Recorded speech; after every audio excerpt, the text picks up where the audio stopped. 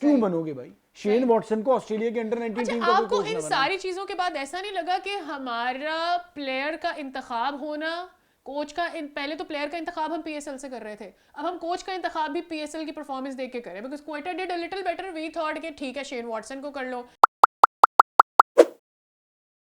Hello and welcome to लबाड़ा shot, मैं हूं सादिया सैमसन और मैं हूं फवाद मुस्तफा। यार पीएसएल 9 क्या खत्म हुआ, सबको वर्ल्ड कप का शोर चल गया है। वर्ल्ड कप में क्या होगा? वर्ल्ड कप एक आमद हुई है। किसकी? हमें आमद हुई है। क्या? इंडिया वर्ल्ड कप जीत रहा है। शुरू तो होने नहीं दे पहले।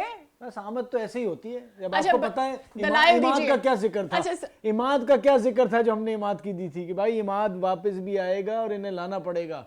अब ये फंस गए हैं। अच्छा, अब ये फंस गए हैं जब लक उनके माथे पर वो लगाना चाह रही थी टीका, वो बैठ के ड्रेसिंग रूम में सुट्टा मार रहे थे। यार देखिए, अब वही पर्सनल उस पे आ गई आप। ठीक है, अच्छा ऐसे ऐसे लोग बातें कर रहे हैं जो सिर्फ सादा, मतलब क्या बोलूं, मतलब सिगरेट नहीं पीते थे, जो सिगरेट आगे नहीं लगा रहे कि मैं सुट्टा मारती हूं। नहीं, बहुत से लोग जो प्लेयर्स भी मैं देख रहा हूं उस पे बात कर रहे हैं, तो वो सबको सबका माजी पता है। खामोश हो जाए। देखो उस पे मेरे ख्याल से जो हमारे दोस्त आसिफ ने भी बात की, फाइन होना चाहिए। अच्छा ठीक है, फाइन होना चाहिए, लेकिन हो गया। नहीं करना चाहिए था, नहीं होना चाहिए था। तो इतनी सारी चीजें होती है। मैच फिक्स करना नहीं चाहिए था, लेकिन हो गया। नहीं देखिए, मैच फिक्स और आपने सिगरेट को मिला दिया भाई, वो कोई चक्कर नहीं। अच्छा आ जाए वर्ल्ड कप पे। देखिए मैं आपको बताऊं, देखिए मुझे ये लगता है कि इंडिया जो वर्ल्ड कप ऑस्ट्रेलिया से 50 ओवर का हारा था ना, उसमें अपनी चालाकियां बहुत सारी थी। किनकी? इंडिया की। इंडिया एक बेहतरीन टीम है और अब आईपीएल के बाद जब वो तैयार होगी, बट मेरी शर्त है इंडिया के ये ख्वाब पूरे होने की। क्या? रोहित साहब कप्तानी करेंगे और साडा कोहली जो है वो टीम में होगा।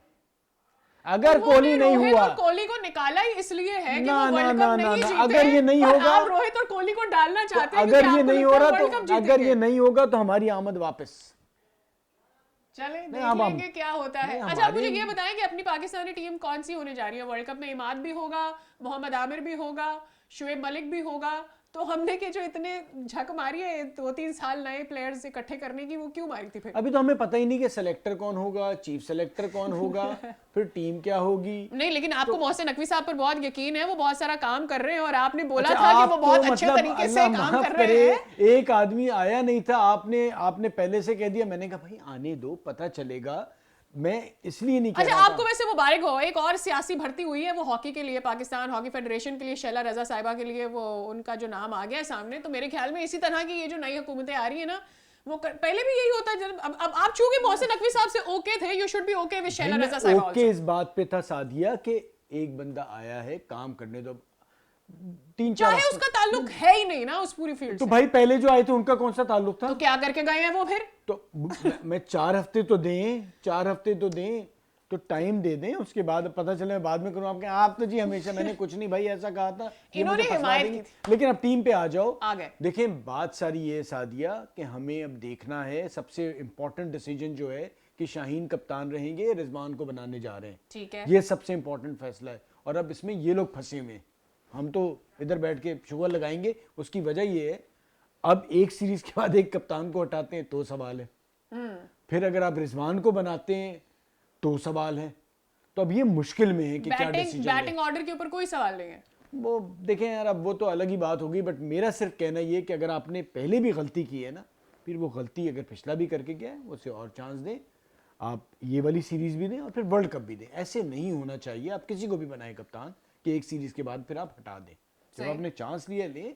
दूसरा ये कि कोच तो वो मेरे ख्याल से जिसको मैसेज करते हैं बाहर का, वो बनना ही नहीं चाह रहा कि नहीं पाकिस्तान का नहीं बनूंगा। आई थिंक शेन वॉटसन ने भी इतने सारे पैसे इसलिए मांगे कि because he was not interested. मसला सारा ये, हमारी रेपुटेशन ये हो गई कि बंदा कहता है इन लोगों का पता ही नहीं है। 2 महीने 3 महीने बाद कोई कमिटमेंट करते हैं, उसके बाद जी आ जाते हैं कि एनसीए आ जाओ और तंग कर रहे होते हैं और फिर हमें छोड़ना पड़ता है।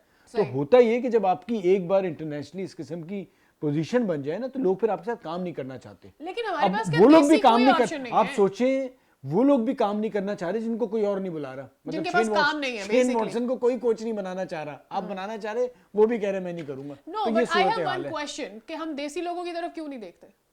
यही मेरा भी सवाल है भाई, ऐसी क्या परेशानी है? लेकिन दूसरे एक कोच की तरफ देखें ना। अच्छा, भाई आप एक क्राइटेरिया रख दें कि जी लेवल 3 या लेवल 4 कोचिंग उसने की हो, 8-10 साल का एक्सपीरियंस हो, उसके बेसिस पे आप बुलाएं, इंटरव्यू कर लें।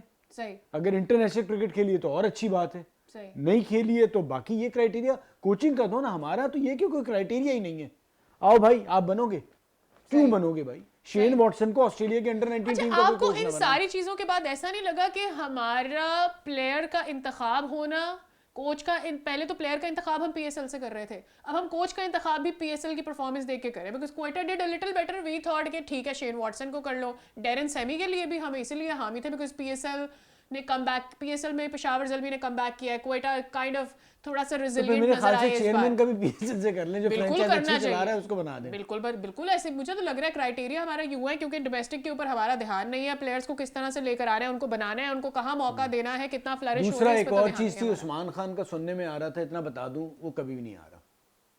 बहुत से लोग अभी चला रहे हैं सोशल मीडिया पे कि जी उस्मान खान के बारे में भी सोचा जा रहा है। आप सोचते रहे, वो नहीं सोच रहा, ये मैं पक्की खबर दे रहा हूँ कि वो नहीं आएगा। अच्छा उसने बोला है कि टेम्पटिंग तो जरूर होता है नहीं, अगर नहीं, पर आपको वो नहीं आ नेशनल रहा, लेवल पर वो नहीं खेलने आ का रहा, वो मौका आने ही मिले नहीं तो। चाहेगा, वो आ ही नहीं रहा, मैं ये कंफर्म खबर है। पहले तो इनको ये फिक्र होनी चाहिए कि जो हैं वो ना चले जाएं कहीं, because I feel the way they are treating their players, वो भाग जाएंगे कहीं ना कहीं। और दूसरी बात ये है कि इमाद ने यार बहुत शानदार परफॉर्मेंस दी है बाय द एंड बहुत of the he league I don't agree completely, but हाँ टुवर्ड्स द एंड अच्छा था, नहीं था शुरू में अच्छा। ये इन्होंने सिर्फ इसलिए बात कर रही हैं कि बस इन्होंने क्योंकि दिमाग बना लिया था। भाई पूरा टूर्नामेंट जिता दिया, नॉकआउट मैचेस में आके सिंगल हैंडेडली परफॉर्मेंस दी है, बट मैं नहीं मानूंगी।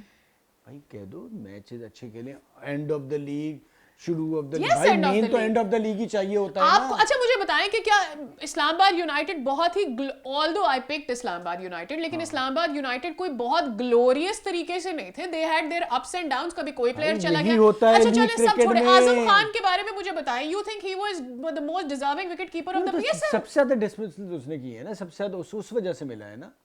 So, मेरा पॉइंट ऑफ व्यू ये है कि एज अ बैटर आजम का एक रोल है जो कि वो अपनी पोजीशन में आके नहीं प्रूव कर पाया था। Imad yes did towards and, लेकिन उसका एक रोल है जो कि थ्रू आउट नहीं बने, लेकिन हाँ जहां पर आके एंड के मैचेस में प्लेऑफ्स में बहुत अच्छी परफॉर्मेंस की, बस मान ली इन्होंने। और आरसीबी की खवातीन टीम फाइनली जीत गई। कोहली मियां आईपीएल हो रहा है, आप भी कोई गुड न्यूज़ दे दो। और जाते जाते सईद अहमद साहब पाकिस्तान के कप्तान थे, आज उनका इंतकाल हो गया है। सईद अहमद साहब ने फास्टेस्ट 1000 रन्स किए। पहले ही टेस्ट सीरीज जो वेस्ट इंडीज में खेलने गए थे उसमें उन्होंने 508 रन्स के बाद नंबर 2 पे रहे थे हनीफ मोहम्मद साहब के साथ। और हनीफ मोहम्मद साहब की जो 337 की इनिंग्स थी उसमें भी उनके पार्टनर थे। तो बहुत ही एक शानदार उनका करियर था। 2991 मेरे ख्याल से उन्होंने रन्स बनाए थे, 40 का उनका एवरेज था। और बहुत ही अच्छे इंसान, अल्लाह ताला उनकी मग़फ़िरत फरमाए। और उनकी जो फैमिली है उसके साथ हमारी कंडोलेंस, और उन्हें अल्लाह मियाँ सब्र दे। तो बस इसी के साथ बाय।